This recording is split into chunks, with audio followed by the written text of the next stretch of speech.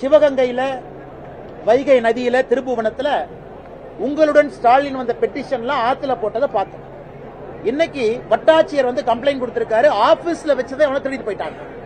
வெட்கமா இல்லையா?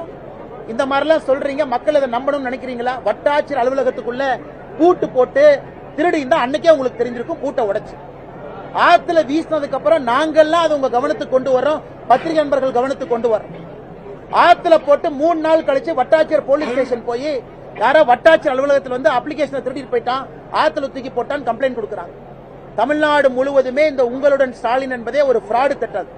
இதுல யாருக்கும் எந்த பிரயோஜனமும் இல்ல. சும்மா அப்ளிகேஷனை வாங்குறது, குப்பை தொட்டியில போடுறது, ஆத்துல போடுறது, அல்லது தீ வச்சு கொளுத்திடுறது.